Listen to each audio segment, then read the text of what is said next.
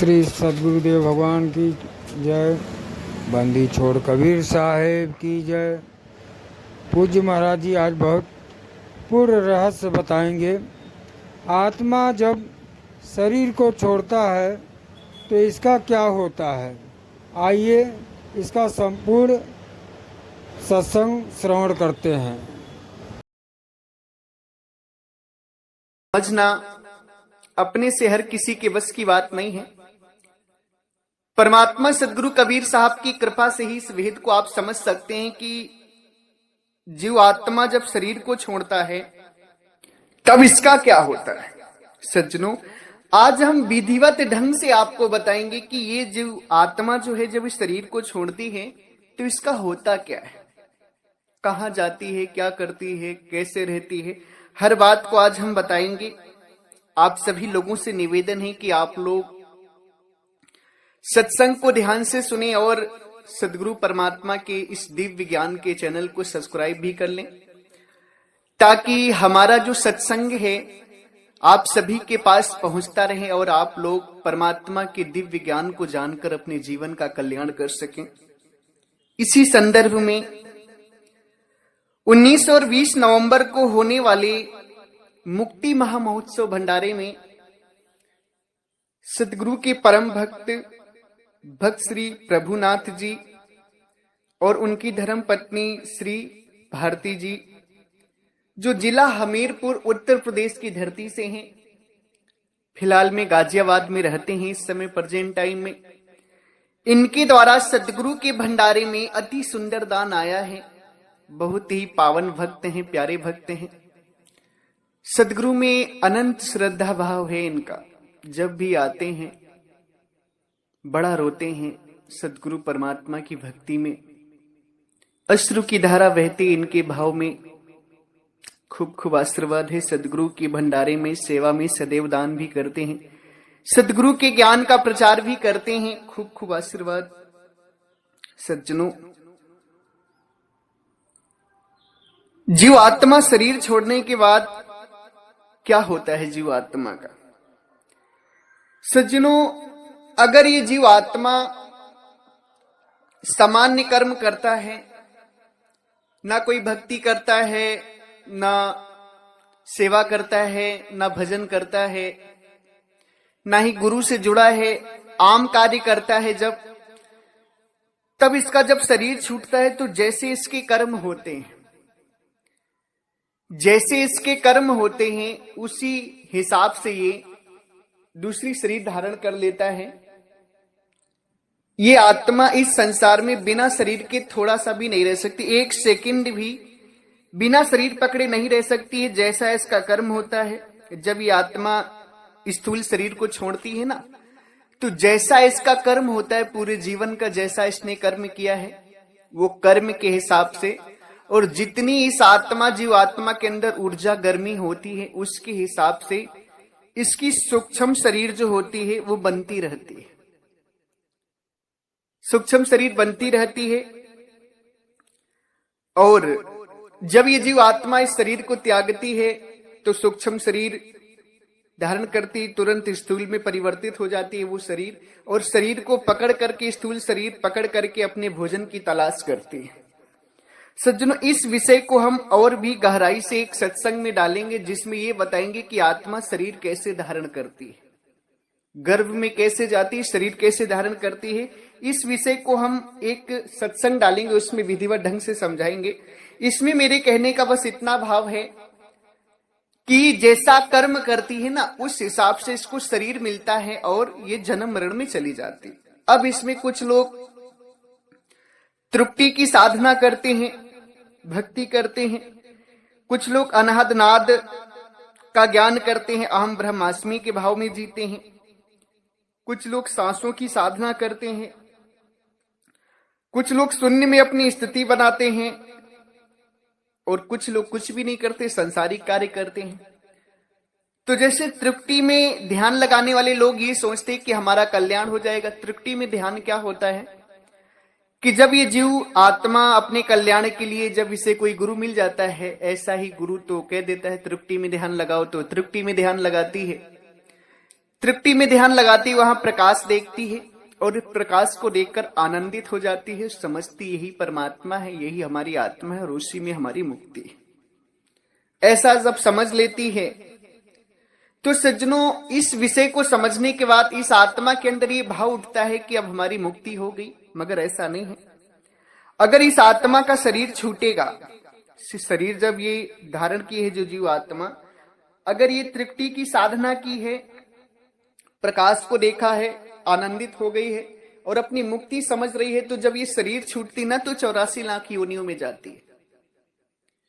तृप्ति में ध्यान करने वाले, तृप्ति में साधना करने वाले साधकों की जो स्थिति होती है वो शरीर छूटने के बाद कर्मानुसार 84 लाख योनियों में ही गमन होता है, इनकी मुक्ति नहीं होती। कैसे नहीं होती है, अब इस विषय को आपको गहराई से समझना है।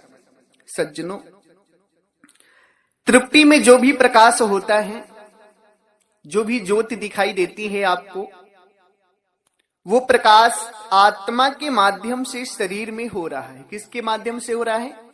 आत्मा के माध्यम से। वो प्रकाश जड़ वस्तु है, वो चेतन, जड़ और चेतन के संयोजन से वो प्रकाश हुआ है। आत्मा की सूरत शरीर में है और आत्मा और शरीर के संयोजन से वो प्रकाश उत्पन्न हुआ है।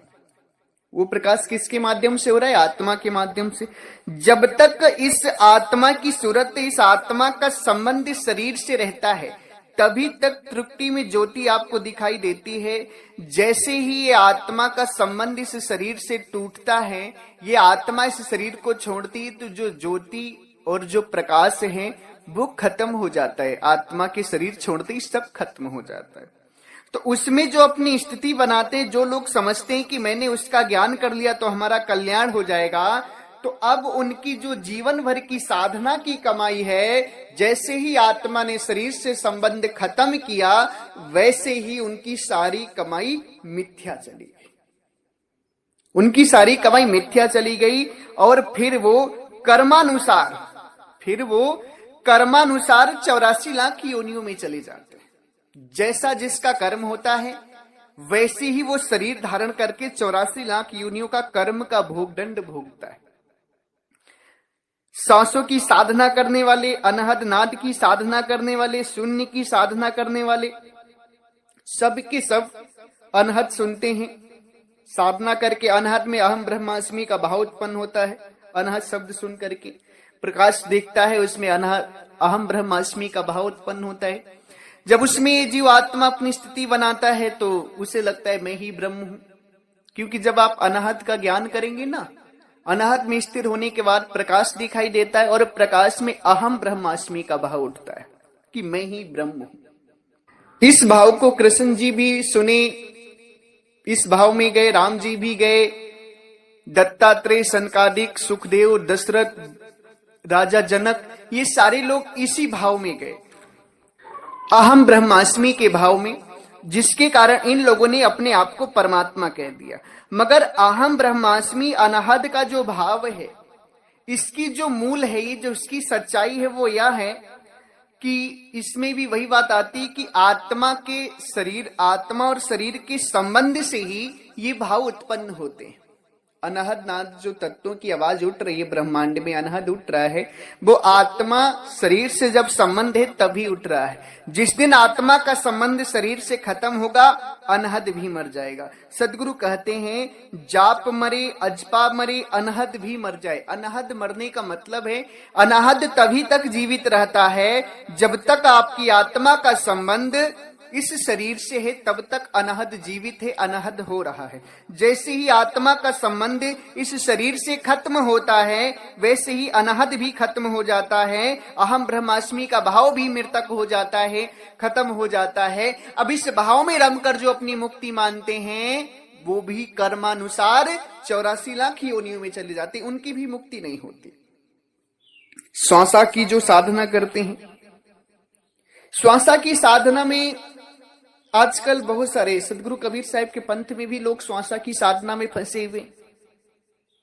श्वासा की साधना जो करते हैं और श्वासा से मुक्ति मानते हैं, तो सदगुरु कबीर साहब कहते हैं, श्वासा परखी घड़ी विचारे, लगन तुम्हें राखी, जब जियरा के काल गरा से कवन नाम मिली वाची। श्वासा पर के घड़ी विचारे, लगन तक तुम्हें राखे।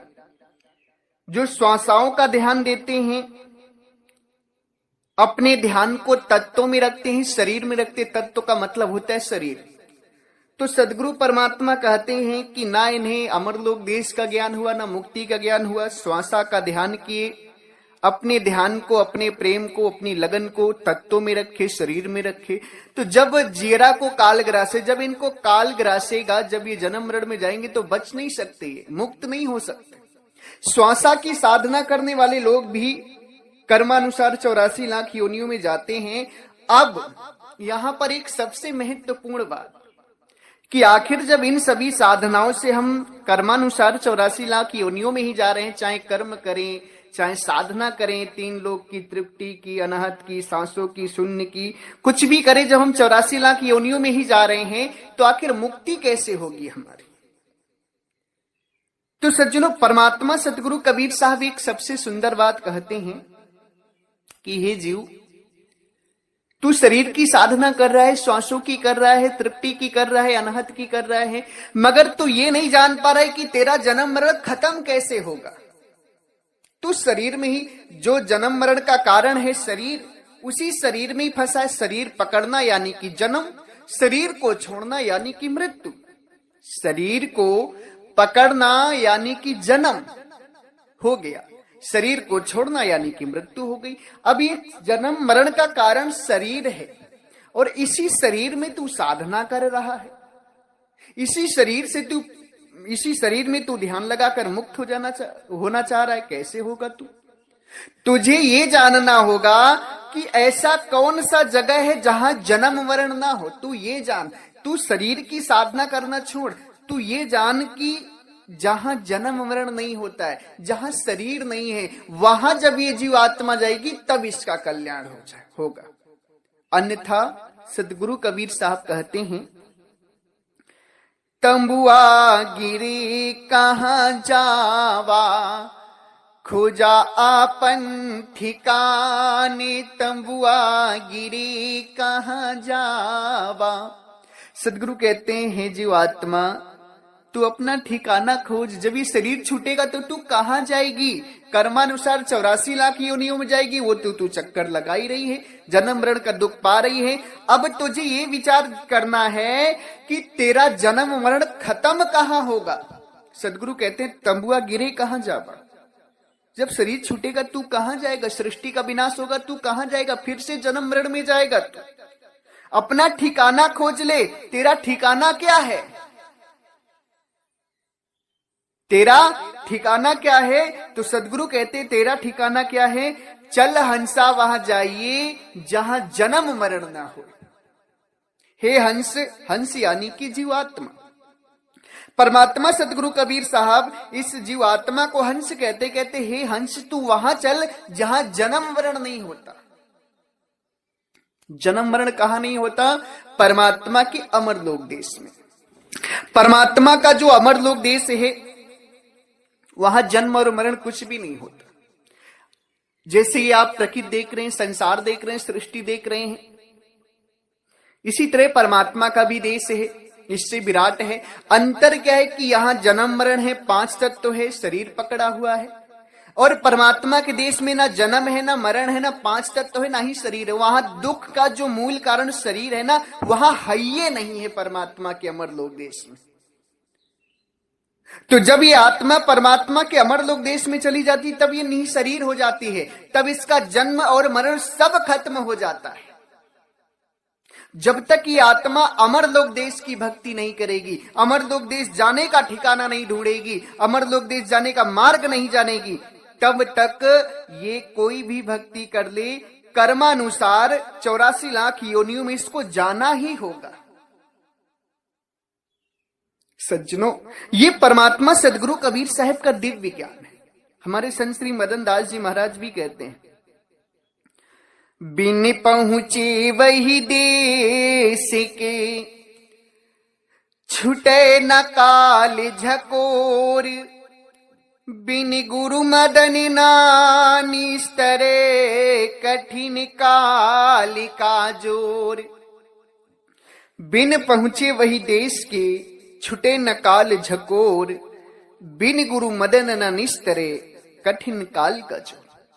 संत श्री मदन दास जी महाराज कहते हैं कि बिना उस देश के पहुंचे तुम्हारा काल जाल यानी कि जन्म मरण छूट नहीं सकता। इस बात को क्यों कहते हैं संत श्री मदन दास जी महाराज? वो इसलिए कहते हैं क्योंकि वो संसार की हर साधनाओं को करते करते थक गए थे, हार गए थे। जब उन्हें परमात्मा सतगुरु कबीर साहब प्रकट होकर अमरलोक देश का ज्ञान दिए और जब साधना करके वो अमरलोक देश गए, तब लिखते हैं कि बिन पहुंचे वही देश के, छुटे न काल झकोर, बिन गुरु मदन न निस्तरे, कठिन काल का जोर। संत श्री मदन दास जी महाराज साधना की और जब अमरलोक देश गए, देखे कि यहाँ जन्म मरण नहीं है, शरीर नहीं है, यहाँ कोई दुख नहीं है, यहाँ तो आनंद ही आनंद परमानंद है। तब लिखते हैं कि हे जीव आत्माओं, हे साधु जनों, हे संसार के लोगों, विचार कर लो, जान लो कि जब तक उस देश को अमरलोक देश, जब तक अमरलोक देश नहीं जाओगे, जब तक अमरलोक देश की भक्ति नहीं करोगे, तब तक तुम्हारा काल जाल, ये जो जन्म मरण है, ये खत्म नहीं हो सकता। और अमरलोक देश की भक्ति बिना गुरु किए, बिना पूर्ण गुरु किए तुम कर नहीं सकते। काल का जाल इतना कठिन है कि तुम्हें फंसा देगा। सज्जनों, जो सिद्ध संत हुए वो अमरलोक देश को इंगित करते हैं कि अमरलोक देश में ही जन्म मरण खत्म होगा। अब हमारे परमात्मा सतगुरु कबीर साहब कहते हैं चलो हंसा सतलोक की हमारी, छाड़ो या संसारा हो। चलो हंसा सतलोक की हमारी, छाड़ो या संसारा हो, छाड़ो या संसारा हो। कितनी दिव्य वाणी परमात्मा कहते हैं कि हे हंस, हमारी सत्यलोक चलो। हंस यानी कि जीव आत्मा को ही कहते। हे हंस, हमारे सत्यलोक चलो, इस संसार को छोड़ दो। क्यों?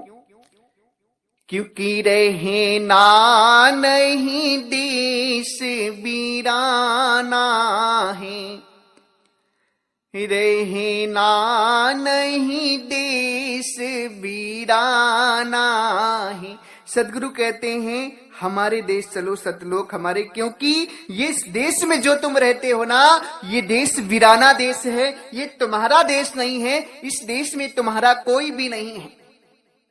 तुम्हारे जो अपने परमात्मा है, उनका धाम, तुम्हारा खुद का धाम अमरलोक देश है। और उसी देश को ले जाने की बात परमात्मा सदगुरु कबीर साहब करते हैं कि चलो हंसा सतलोक हमारे, छाड़ो या संसार। हे हंस, हमारे सत्यलोक चलो, इस देश को छोड़ दो, क्योंकि ये देश तुम्हारा नहीं है। सत्यलोक चलोगे, वहां ना जन्म होगा, ना मरण होगा, ना ही तुम्हें कोई दुख होगा, ना कष्ट होगा। वहां मन वांछित फल है, आनंद करोगे, आहार विहार करोगे, परमानंद में जाओगे तुम। वहां कोई दुख ही नहीं है परमात्मा के अमरलोक देश में। यदि आप अमरलोक देश की भक्ति नहीं करते हैं, तो आप कुछ भी कर लें, आप कर्मानुसार 84 लाख योनियों में ही जाएंगे, मुक्त नहीं हो सकते जन्म मरण से।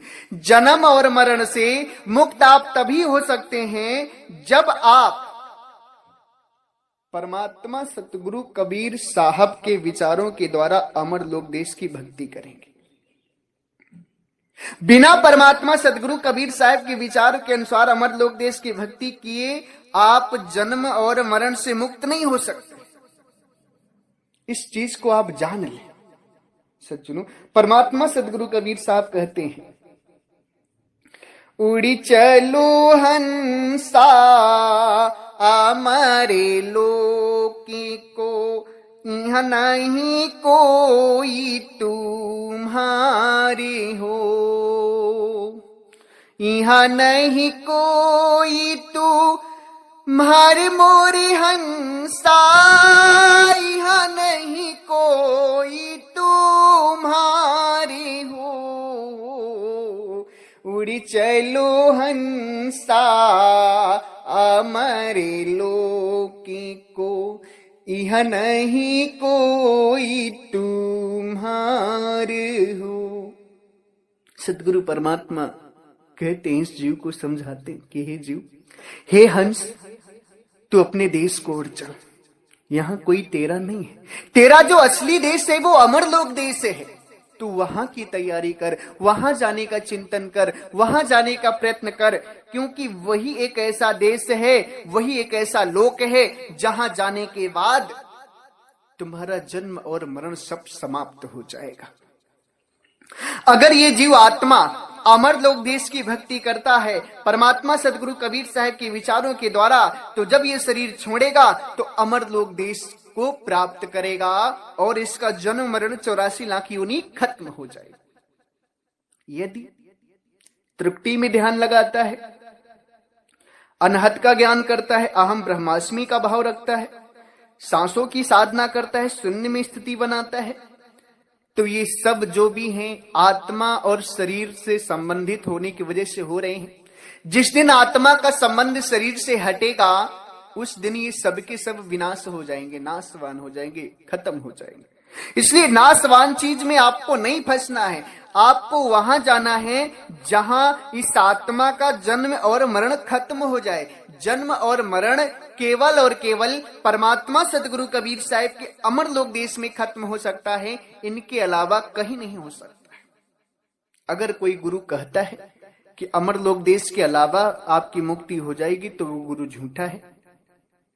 उस गुरु की बात मत जानो, मत मानो, क्योंकि उसे कुछ पता नहीं है। वो केवल आपकी धन संपत्ति का भूखा है, जिसके कारण आपको अमरलोक देश की बात नहीं बता रहे। सज्जनों, जो भी सिद्ध संत हुए हैं, जो जिन भी संतों को परमात्मा मिले हैं, ज्ञान दिए हैं, सभी संत अमरलोक देश की महिमा गाए हैं, परमात्मा की महिमा गाए हैं कि अमरलोक देश चलना है, प्रभु से प्रेम करना है। और सदगुरु कबीर साहब तो बार बार अमरलोक देश जाने की ही बात बताते हैं, मगर कुछ मनमुखी संत, मनमती संत आप सभी को बरगलाते हैं, आप सभी को सद्ज्ञान से विमुख कर देते हैं, सदमार्ग से विमुख कर देते हैं। कहते हैं कि कोई अमरलोक देश नहीं है, आपे में आप समाना है, स्वरूप में ही तुम्हें समाना है। सज्जनों, आत्म स्वरूप को जानकर कोई कल्याण नहीं होगा।